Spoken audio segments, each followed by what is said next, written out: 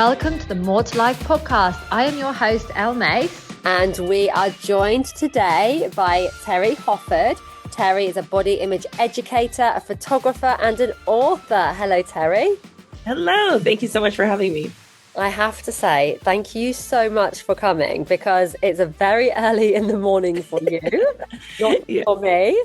It is my lunchtime and you're 5:30 a.m., which I didn't even know when we booked this. Neither did I. So it's okay, though. We were talking about before we came on. I was like, it'll just mean I have a more productive day today. So it's okay. Brilliant. You look very fresh and ready. Oh, thanks. Teri, tell us a little bit more about what you do. Yeah, so I'd self-describe myself as a body image educator, photographer, author, but essentially I'm a multifaceted entrepreneur who refuses to stay in one lane. But at the core of everything I do is really helping people work through their body image so they can show up in their lives with more confidence. And ultimately, the people I end up working with the most tend to be other creatives or leaders. I call them heart-centered leaders that know they have this big mission in the world, but their body image insecurities. And then we unravel it to find out that it's just like our stories we tell ourselves that get in the way of them accomplishing these really big visions they have for how they want to change the world. So that's long story short on what I do that way. And I do it through a lot of different things. So photo shoots, retreats, workshops, speaking. I did a TEDx talk. I have books, coaching if people want it. Yeah.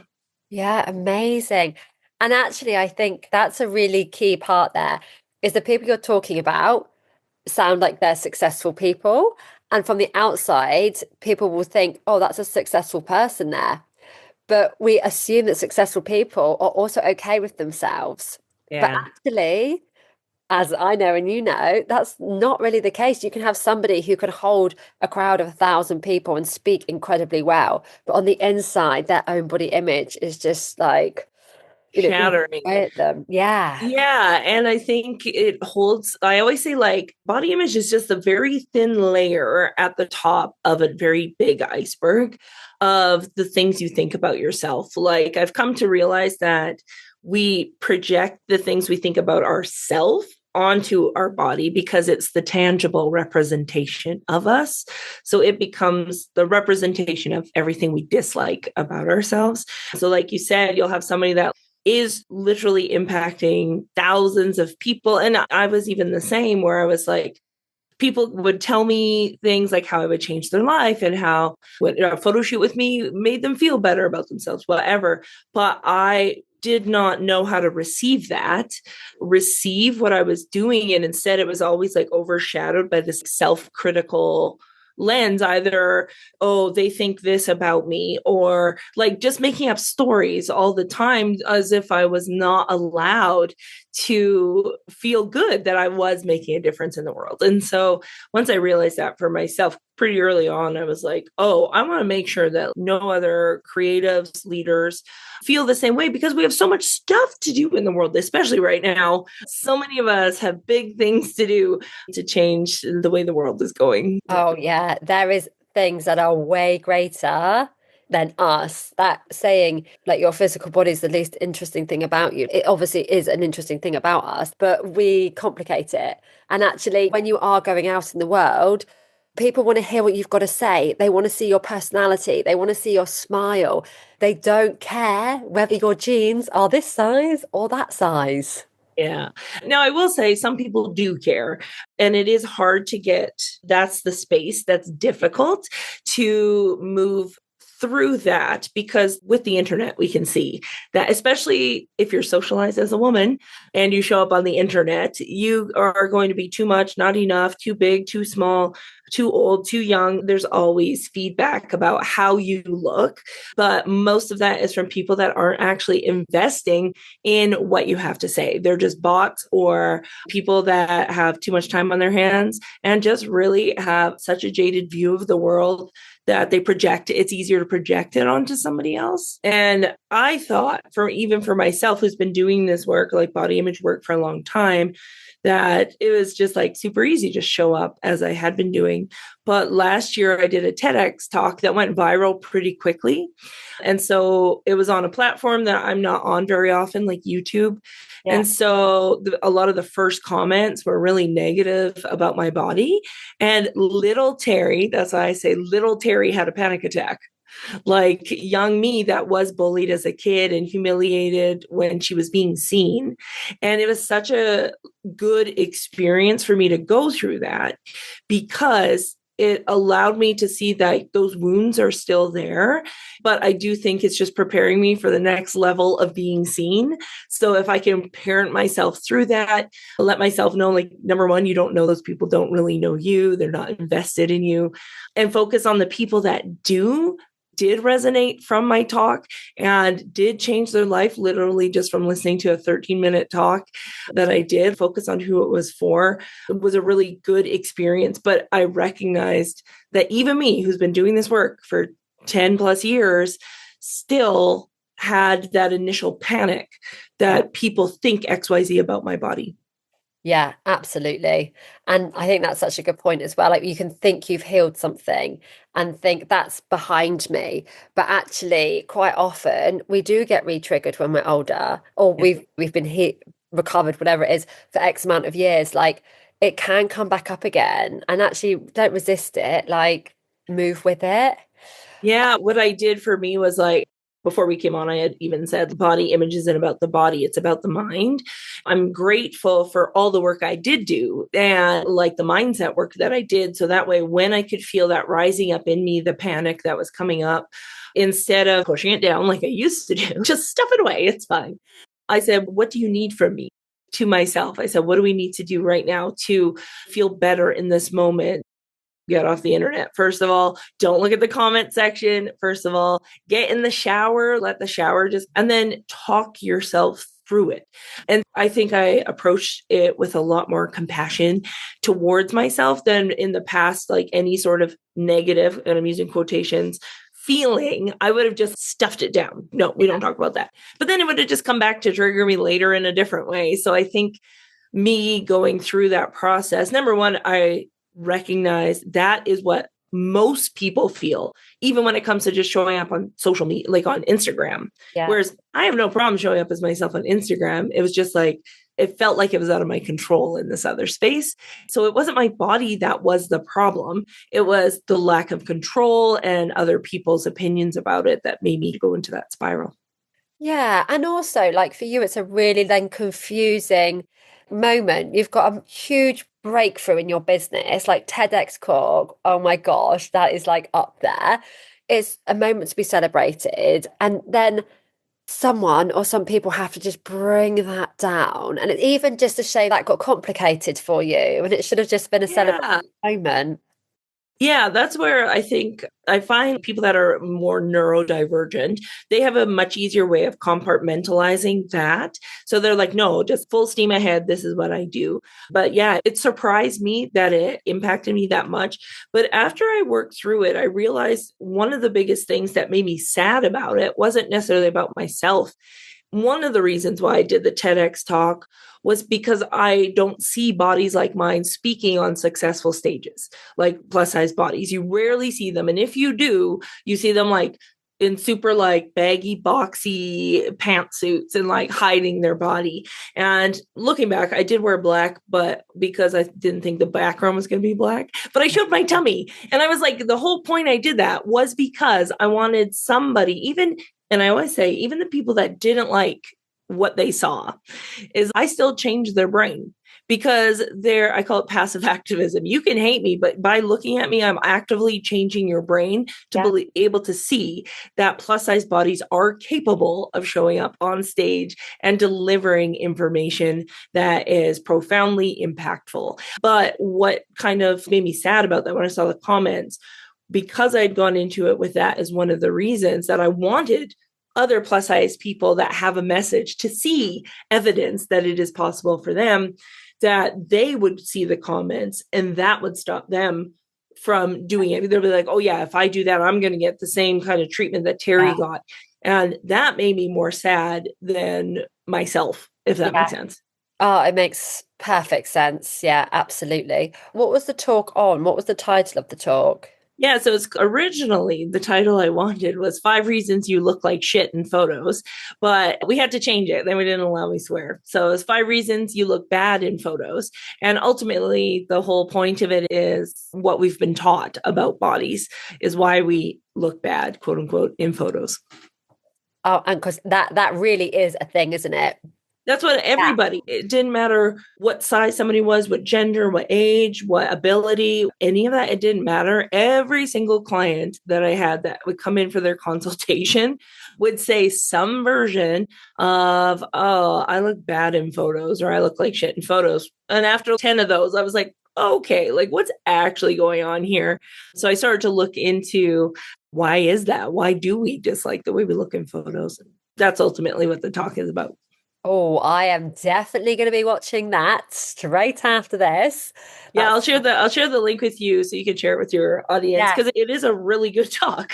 Yeah, Oh, I'm yeah. very I proud of the bet. talk. Yeah. Yeah, I bet. So you touched on earlier just getting bullied at school, your relationship to self to body when you were younger. So did your relationships, was it an unhealthy relationship to yourself from a young age?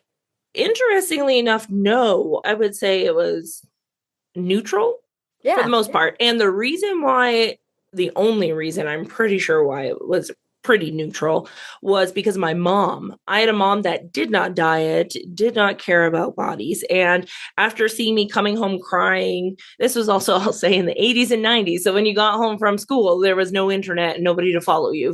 So you had a bit of space to process what had just happened. But after 2 days after when I started grade 6, I would come home crying and bawling. And my mom was like, okay, I can't beat the kids up. So what can I do to empower Teri so that Yeah. way she is in control of this? And literally I could picture it exactly when it happened. Like it was such a profound moment for me that it's like seared into my brain. Also because I talk about it all the time. But she sat next to me and she said, Teri, you have two choices. You can change who you are to be what they want, but chances are good they'll just find something else to pick on you for. Or you can be yourself. And the people that see you for who you are will be your friend. You may not have a lot of friends, but the ones you have will be like the truest of friends. And my best friend from grade 6 is still my best friend today. We're basically like sisters. But in that moment, she didn't tell me what to do, how to think, or whatever. She simply laid out the options and then let me decide what would be the best approach for me. And I like things to be easeful. So I figured it would be easier for me to just be myself as much as possible, even if that meant also I like being alone. Let's be honest. I'm an introverted extrovert. So Yeah. I like my alone time. I like to spend time with myself. I like to be in nature. So I didn't need a lot of friends. Like that doesn't fill me up to have a lot of people around Yeah. me. But that change, I think that changed everything. And again, I say it was neutral because I didn't like my body necessarily, because obviously hormones are going too. And like, you don't like a lot of things as a teenager, except for Yeah. boys, maybe, and girls. But I was just like, ignore it. Like, just it is what it is. Just keep moving. Do the things you love to do. Play sports, get into music. Like just show up and do the things you love to do. But I didn't necessarily look at myself in the mirror and be like, "Oh my God, you're so beautiful." It was just like, just look at my face. Don't look below the chin, and you'll be fine. Yeah. Yeah. It sounds like your mum was literally amazing. Yeah. And And she still is. Even now, she's also into like self development, leadership. That's what she does for her job. She's also a speaker. And so, yeah, so we talk. She's very good at, yeah, she's very good at leading that way. that's amazing because so many people in that situation would have had parents who, because they aren't equipped with the tools and because they don't know and because of their own insecurities, would have taken the other option of what can we do to make you look prettier or, Yeah. And whatever. it's only because they don't want their kid to feel pain, right? Yeah. For the most part. Some parents out there definitely talk terribly about their children. But for most, I think they have good intentions about not wanting their children to feel pain, like the pain of being bullied. But that's why I tell everyone now, because I get questions all the time. You need to talk to my daughter. You need to talk. And I was like, no, you need to talk to your daughter. Like, you need to talk to your kid. But what you need to do is instill them with critical thinking, which is what my mom did in that moment for me, and let me know that I had the choice to decide how I was going to let other people impact me. She didn't decide it for me. And that you have two choices has come up multiple times throughout my life when I feel stuck or scared or whatever. Like, it, even when that TEDx talk thing happened and the panic happened, I said, listen, we have two choices here. We can let this make us fall back down and not show up anymore, or we can say that this is practice for our nervous system. So that way, when we're in front of even bigger crowds, that regardless of what they say about me, I don't care. So yeah, so it really set me up for this idea that, yeah, I'm in control of how I feel when other people project their shit onto me. Oh, yeah. That would have worked wonders for your unconscious mind. For that trust in yourself, your self-worth would have been going whoop. Yeah. Yeah, absolutely. I definitely experienced being called names like fat when I was younger. And actually, I wish I had used that terminology on myself. You just said, let's practice the nervous system. And actually, that would have been a great tool. Let's just practice feeling the uncomfortable thing, because when I'm an adult, something will happen as well. Someone will call me, that's just the life we live in. Yeah, but I didn't even know that then. You know what I mean? I think like we don't have while kids are much smarter, I think emotionally smarter now just because they have more access to this information, and they do go to therapy, and they do like they do seek help for these things. Whereas I think like our generation or before, like that wasn't, it's all on you, kid. Figure out your own mind, which I think is why so many of us like actually started, we're like, we're going to be psychologists. We need to figure out what's going on. This generation, I don't know how old you are, but I'm like 42 this week. And this generation of people is like trying real hard to figure out what is going on in our brains. Yeah. Oh, totally. Yeah. Happy birthday for this week. Thanks. Yeah. I think you hit a nail on the head there. It is like we're wanting answers for everything. What was that? Why did I do that? I am certainly like that. I think that's why I've gone on to study as an adult as opposed to skip the whole uni thing. And now I'm doing all my studying. And it's like, I am literally like, why? What is going on? We need answers. But also, I think what is really important is to educate yourself, everybody to educate themselves on actually body image, because you've already said it. It's not the physical body, it's the mind. But there is still majority of people out there that don't know that, or if they hear that, don't believe that. Mm-hmm. And the way one of the posts I did a while ago that went pretty, people were like, what? I said, what is hating yourself protecting you from? Because that is what that is. When people hear us say, your body image is about your body, let's work through the mindset. And the people that are like, oh no, my body's just a piece of shit, they like that story because it protects them from having to feel uncomfortable, to avoid having to step on a stage and risk their nervous system getting squidgy. It's easier for me to be self-deprecating. And from a young age, that was my defense mechanism at that time. That was what I was equipped with, was self-deprecating humor. Right. Which I think those that grow up in larger bodies when they're younger, that's the easiest way. If I make fun of myself, it hurts a lot less when somebody else does it to me. Right. Yeah. But the thing about our brains is it doesn't know what's true or a joke. It just says, oh, okay, that's true. And yeah, so I think for some people, the safest option is to continue hating their body, because change and doing things differently is so hard, and it's so scary for our brains and our nervous systems. And I think, like, especially people that did grow up with family that criticized their bodies were very evident. That's a tie to your family. If I can fit into this role where I know that even though I don't like it, when I go home for Christmas or when I go home for this, I know my mom's going to say XYZ and I'm going to feel like this, even though it's uncomfortable. It is comfortable for our brain because it knows what to expect. The alternative is worse, which is why we have a hard time setting boundaries, not doing the things, and just challenging the thoughts that we have. Oh, yeah, it is a challenge. It's when you explain to somebody, okay, I've got this like tool for you to do. Let's try this task. It sounds so simple, doesn't it? Okay, write out 10 things about your body that is not about the body. I'm just giving like an example.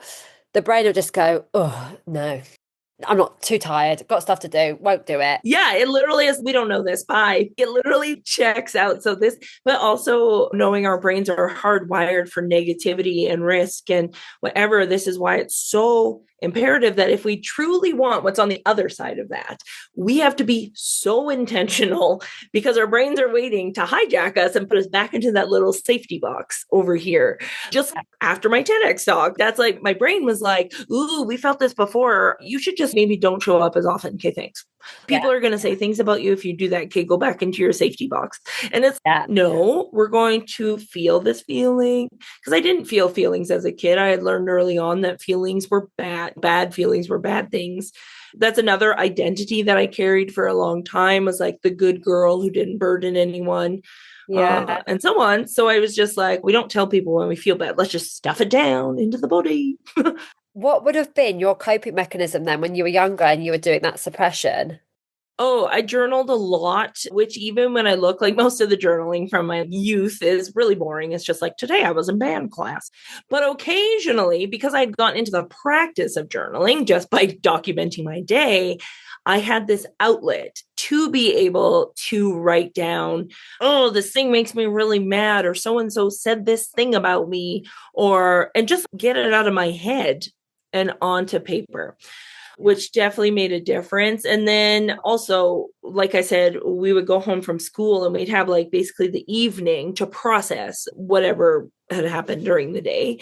And I grew up on a farm, so we had nature. And I always believed that when we put our bodies in nature, you can't see yourself as a body because you're natural, just like everything around you. So I would go pick rocks in our creek. I would go hang out in trees. I would be in spaces that my body was accepted for what it was, because nature doesn't care.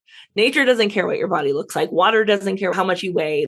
I would put myself in these spaces and places where I could just be as myself. And I think that, and studies have been done now that show, obviously, like just looking at a tree decreases your cortisol by 33% or some shit. Listening to birds increases your happiness times 8. Like, it's ridiculous.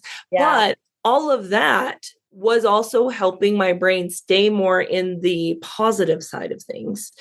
Because when we are in a constant state of stress, which we can see, this is why I think, especially now, like I don't know if you notice it in your country, but definitely here and in the US, we see a huge rise in body image insecurity basically since Trump took presidency, because there is so much unknown and so much stress. When we're in a state of stress, our brain goes, what can I control? And we have been taught by capitalism that the one thing you can control is your body, which isn't true because it's a biological organism just doing its job. But they convince us that it's possible. And so having that decrease in stress, having all of those things, I think just primed my brain to be able to hold all of this stuff as a young kid. Really hope you're enjoying the More to Life podcast and all the incredible guests that we have on. We also have plenty of other exciting things happening in 2026. The Elevate Day Wellness Festival is back on June the 12th. We also have a Spanish retreat and another retreat in the beautiful countryside of Devon. If you are interested, simply pop us an email or find us on Instagram at I am Elle Mace to find out more. Yeah, fair play that journaling was at that age, which is young to be, and now we all talk about journaling a lot more and kids are being taught to journal in schools. But when I was younger, journaling definitely wasn't a thing. Amazing, that was yours. Mine was food. Mine was like, eat everything. Well, I did also emotionally eat, and I still, that doesn't come, like binge eating was definitely my thing, but I would never follow through on the purging part. I would just like binge eat. I never recognized that until literally 10 years ago. To be like, oh, because what happens is, this is what I notice, is once I was like, oh, body image is about the mind. Perfect. I'm healed. No, what happened was my body image just jumped, like that value placement jumped to my productivity. I was like, I'm going to work so hard to be a high achiever, because I always was as a kid. That's how you get people to love you, is by doing things all the time. But in doing that, I realized I still wasn't trusting my body, because as I was working, I wouldn't go to the bathroom and my body was like, go to the bathroom. I'd be like, no, I just have to edit more photos, or I'll just wait. It's fine. Or I wouldn't eat lunch at an appropriate time because I had more work to do. I wouldn't nap in the afternoon after doing a very emotional photo shoot with my clients. I would take on all their crap, like their energy, that negative energy that they came in with. I would hold it for them, which I love to do. That's a great gift I can do, and give them all my confidence and all my good stuff and hype them up. But then I would just sit at my desk like a little gremlin, even though my body's, please do something with this energy. Wow. So then my body became the representation of all of this unused energy and feeling. And this is why I'm so glad I worked through the image piece of it. So that way, when I looked in the mirror and realized my body had gained like 70 pounds in 3 months, that's not okay. Just because of stress, because I wasn't listening to it. I wasn't like, oh, you're disgusting and ugly. I said, oh shit, body, what are you telling me? What are you saying to me? You changed so drastically because of this. And then I had to look at what I was doing. And so I think we have to be cautious about, and I always say, just because I have high self-confidence didn't mean that I had high self-value, because I was still putting my value in other things outside of myself, just like when we do with our bodies. I don't know what the original question was, but that's where I went. I love that. It's fantastic. Actually, it was just like my brain's going bum, bum, bum, bum. When you were younger, if you're happy to share, what do you think were your like conditions of worth? Oh, I talk about this a lot, actually, because I learned very early on from being bullied, and then not from my parents so much, but just like aunts, uncles, like other caretakers, that now I know how our brains are like, oh, anything an adult tells you in authority, you're going to believe is truth as a child. So I learned early on that how I looked would never be my value. Like I learned that I will never be super thin. I will never have a curvy shape. Like I resigned myself to that fact really early on, because also just thinking about media representation in the 80s and 90s. Number one, I was a tall, broad, blocky child with really frizzy curly hair. Like I never saw myself represented in any media at all, unless I was just the best friend, or I was like a token fat kid being made fun of in a TV show. And so I learned early on, my value will not be on how I look, and that's okay. But I can make up for that by how I am of service to people. And that's when I think I was like, okay, if I just give more to make up for my body, whether that's in a relationship, I will do whatever you want because I should be thankful that you love a body like mine.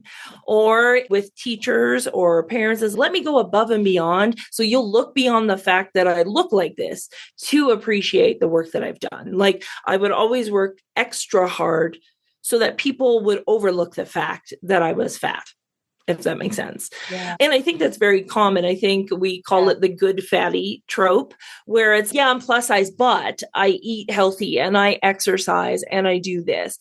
And it's like we have to be defensive about that, about ourselves that way. And so for me, I learned very early on that my value will be of how my body can be of service, not of how it can be viewed, which is good because it gets me out of the like patriarchal beauty standard bullshit. However, it still like causes you to hate yourself because you're never going to please everyone and so on and so forth. Yeah. I think that service, it just depends, doesn't it, on how far you take that service. And my initial thought is what comes with service is often people pleasing. Oh, absolutely. That's why I say I had the good girl complex and a people pleaser from the time I was young. Just because, again, there's also a phrase that I heard recently, and I haven't really looked too much into it, but this idea of moral perfectionism. I don't know if you've heard that phrase in your studies, but I was like, oh, that sounds like me. Because I think as somebody that was in a quote unquote bad body, but is a good girl, I thought I had to like really make up for that. when you're in a bad body, but you're trying to be so good because of the moral perfectionism, you will constantly overgive, constantly put yourself last, constantly compromise because you just want people to like you and look beyond the fact that your body is what it is. Oh, yeah. Yeah. Do you feel like you've recovered from people pleasing? I'm a reformed good girl and a people pleaser. It still shows up, of course, just like body image thoughts still show up. Oh, one day you just look in the mirror and you hate yourself because your hormones are all over the place. Okay. So it still shows up, but I can recognize the difference between when I want to serve out of overflow versus when I want to serve out of neediness or desperation. It feels very different in my body. Like one is, yeah, I think that would be like a really nice thing to do. But where I do see it show up, interestingly enough, I took a month off Instagram last month because I was like, I recognize, and I think lots of people do this when they're online so often, is I recognized my writing was being incredibly diluted and censored, and not by anybody else, just by me.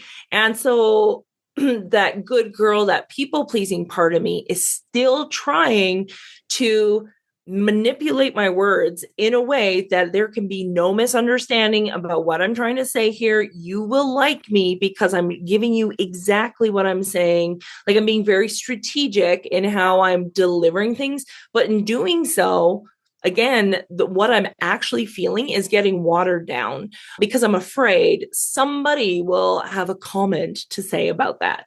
So it's not about how I look. I've been putting my body on the internet for a long time now. Occasionally I'll get hate comments about that, but that doesn't bother me as much as somebody thinking I have ill intent. Somebody thinking that I am doing things out of malicious intentions. Oh God, like even just thinking about that, my nervous system's no. Yeah, there is a difference there, isn't there? Like people making comments about your body because you've done so much work on yourself and you're so educated in body image, it's easier to detach and be like, that's a you thing, not me. And also, I was reading something a little while ago that haters, or what do we call them, trolls or whatever, it's their job. A lot of them, they actually do this like almost full time. They literally will just, they get so obsessed with it and they'll go after anyone. So in a way, I feel like when it's a really clear troll, it's almost better than somebody who you're like, oh, I know what you mean. I'm trying to think of an example. Like, I think they've misunderstood what I was saying. Or actually, do you know what I mean? Something a bit more that's actually sensitive towards the topic. Yeah, absolutely. And I find, especially now when the world is so polarized over so many different topics, like people are just angry about everything right now. And rightly, we need to be angry. There's so much going on. However, the approach that people are taking to move through that anger is to do a lot of lateral violence. Like, I'm a feminist and you're a feminist. This is how you should be a feminist. Really critiquing people that are like, we're all trying to fight for the same thing in the ways that we know how. And that to me is what caused a lot of squidginess to come up in my chest. Is like when people are like, you're not doing it right. Ooh, like that moral perfectionism rears its head again. And it's, oh God, that means they think I'm bad. Instead of just being like, okay, let's look at this. And so I have this rule now, which again, it doesn't make the feelings stop. I think that's the important thing. Just like body image, the feelings will still be there. The thoughts occasionally will show up, which drive the feeling and vice versa. But I have a kind of a thing where I have this one core group of friends that like love, trust immensely. And we call each other out on our shit when we need to be called out on, but ultimately we hype each other up and share success. Like we want success for each of it's love. And I said, if one of them comes to me and says, okay, Teri, you're being a bit of a twat on the internet, I'm going to listen to them because they are actively invested in my goodness. Like they know and have invested enough time and energy into having my best interest to be able to show up in that way. So I'm going to trust them versus user 6532 that is, oh, I don't even follow you, but I'm going to tell you why you should be doing things differently. Yeah, exactly. And it's a bit like TripAdvisor. If you go to book a hotel and someone's put this was good, but this could be better, or this wasn't so good, you read it and you really take it in. And then when you read that review that's just like bashing them with constant things nonstop, I literally am just like, that's just an angry person that needs to go and sort out their anger. And I won't even read it because I'm like, that's just one of those. So actually, people are better off not being so abusive, and people might actually read what they've got to say. That's just it. And but I will say, like, even myself, when I think there's this point where you get to with body image where once you realize like everything we've been fed is a lie. And so you're on the other side and you're like, oh, it was all, you want to just tell everyone about it. You're like, I'm so mad that this is how I felt for so long. And I let this stop me. There's grief and anger and all this stuff that I was no better than the people that were telling me to lose weight, because I would go into people's comment sections and be like, you should love yourself and you should do this. And then I realized, whoa, because obviously their followers do not have the same mindset as I do. So you would just get in an internet debate and nobody wins in an internet debate. So I had to like really have some self-awareness around, first of all, why are we doing this? And second of all, what is the outcome that I want? I want people to shift their relationship to their body.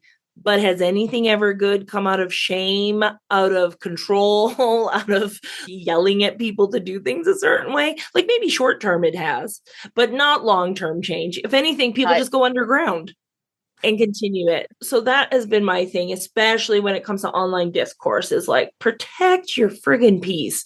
Even when people comment negative stuff on mine, there are some people that love to engage with their trolls. If I do have the energy, I will be overly like syrupy kind and be like, you are so loved and valuable. What are you going to say to that? They can't say anything to that.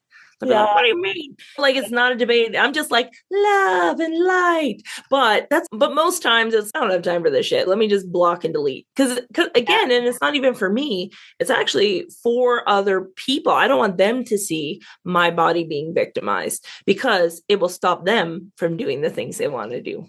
Yeah, exactly. And I totally understand that as well. I really do. And as like a parent as well, that's like, I've had that situation where I've seen people comment about other people's bodies in front of my daughter. And actually, I'm just thinking, hold on, I don't want my daughter to now think that she can't be like that because you're being negative.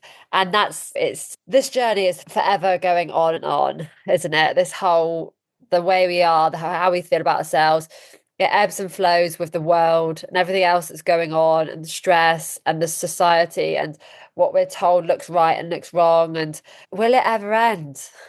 I don't think so, because that's not how the human brain works. Like, we are designed to literally just want more all the time. But I do think there comes up, and this is something I just recently, within the last maybe year or 2 years, have come around to. I realized after my value jumped to productivity, and then I was like, oh no, that's not it either.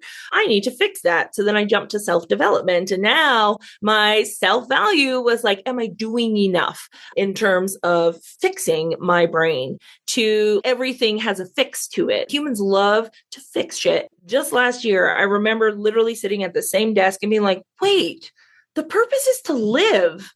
Because I had put off living, not because of how I looked, but because I still was like, because I had so much work to do on my brain, and all the books I was reading were like self-help books, and everything was like so serious.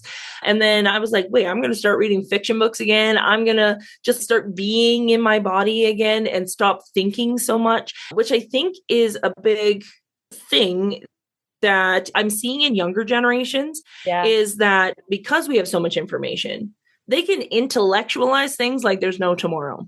Yes. But they forget how to feel things. They've never been taught how to feel the feelings. I can tell you how to feel. I can tell you, like, they can tell you what they're feeling, but because they're telling you what they're feeling, they're not actually in the process of feeling. Yeah.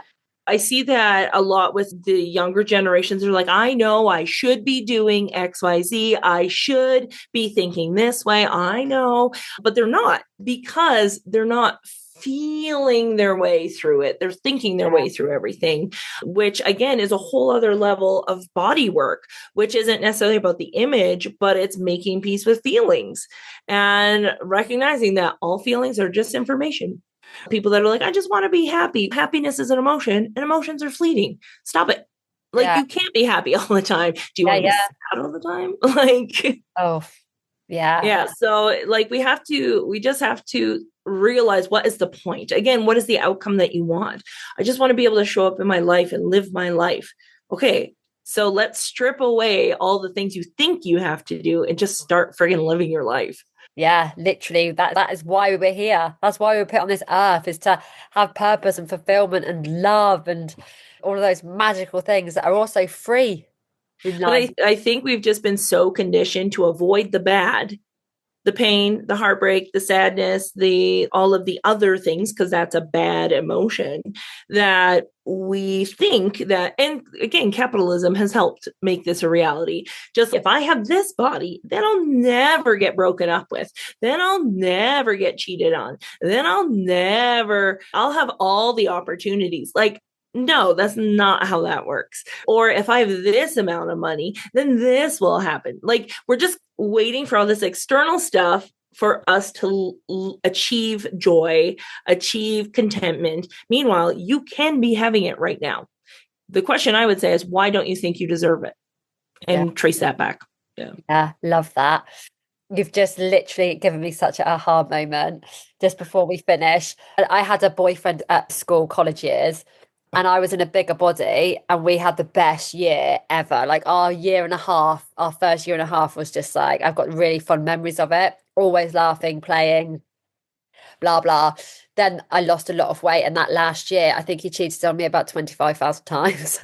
And I was in a much smaller body. And probably, and a big part of that was probably because his own beliefs about people in certain bodies. You know what I mean? But yeah, so nothing we do outside of ourselves will ever make us immune to feeling normal human experiences, which is fucking up, being humiliated, making mistakes, feeling bad, getting heartbroken, crying, experiencing loss and grief.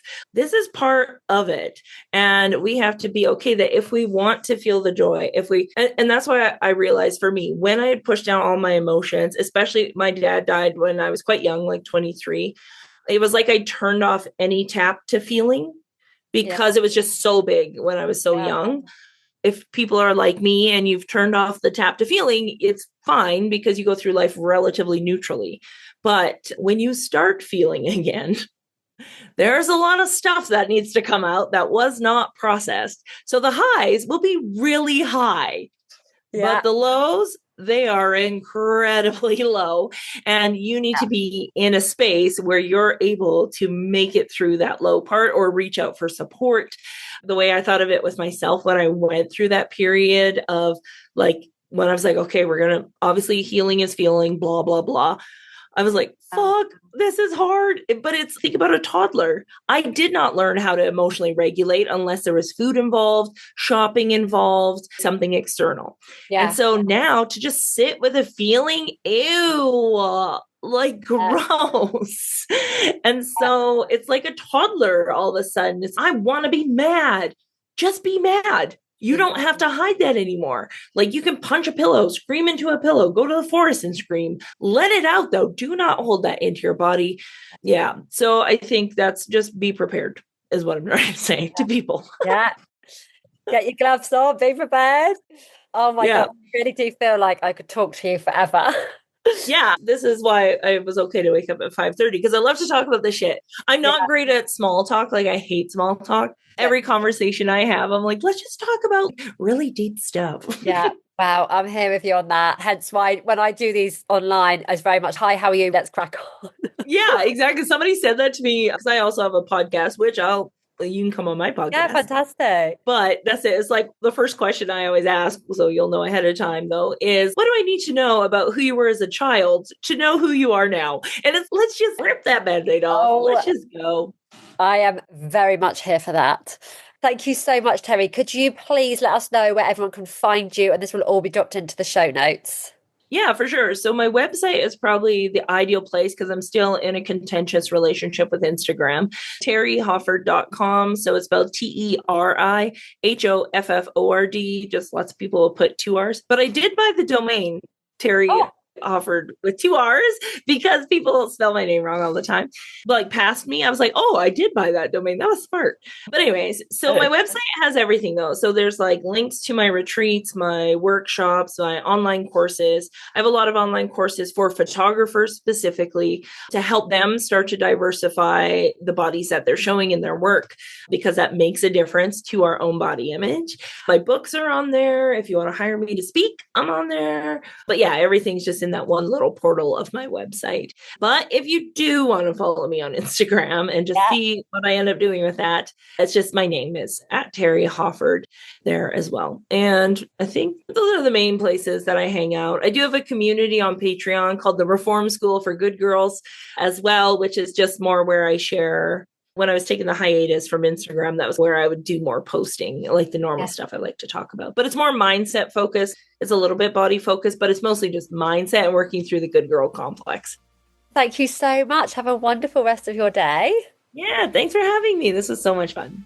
Thank you. If you enjoyed listening to this episode, then please head over to give us a rating. We would really, really appreciate that. And as a return, send us a screenshot of your rating and we will send you a free 45-minute hypnosis for absolute daily motivation. This is a must listen to every day in order to create your best future self.